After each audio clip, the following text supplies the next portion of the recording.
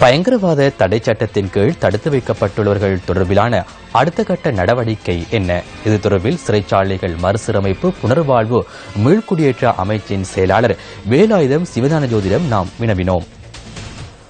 சட்டமா அதிபர் திணைக்களத்திலே கிட்டத்தட்ட பிரிவென்ஷன் ஆஃப் டெரரிசம் ஆக்டுக்கு கீழே கைது செய்யப்பட்டவர்களில் 23 பேரை அவர்களுடைய வழக்குகளை மீளாய்வு செய்து இனம் கண்டுள்ளார்கள். இவர்கள் சிறிய குற்றங்கள் செய்தவர்களாகவும் இவர்களுக்கு மேல ஹைகோர்ட்டால குற்றப்பத்திரம் தாக்கல் செய்யப்பட்ட போதிலும் இவர்களுடைய குற்றங்கள் சிறிய குற்றங்களாக இருப்பதுடன் இவர்கள் ஏற்கனவே இந்த குற்றங்களுக்கான தண்டனையை ஒரு புறம் அனுபவித்திருக்கிறார்கள். ஏனென்றால் இவர்கள் சிறைச்சாலைகளில் 5-6 வருடங்கள் இருந்த காரணத்தினால் இதுகளை கருத்தில் எடுத்து அப்படியான குற்றத்தாக்கல் செய்யப்பட்டவர்களையும் விடுதலை செய்வதற்கு வேலை திட்டம் அல்லது சிபார்சு சட்டமாதிபர் திணைக்களத்தினால் முன்வைக்கப்பட்டுள்ளது. இந்த சிபார்சுகளில் 23 வழக்குகள் அல்லது 23 பேர் அதிலே பிடிஐக்கு கீழே கைது செய்யப்பட்டவர்கள் உள்ளடக்கப்படுகின்றார்கள். சட்டமாதிபர் திணைக்களத்தினுடைய கருத்தின்படி இவர்கள் 2-3 வாரங்களில் இவர்களை விடுதலை செய்வதற்கான முன்னேற்பாடுகள் மேற்கொள்ளப்படுவதாக தெரிவிக்கப்பட்டது.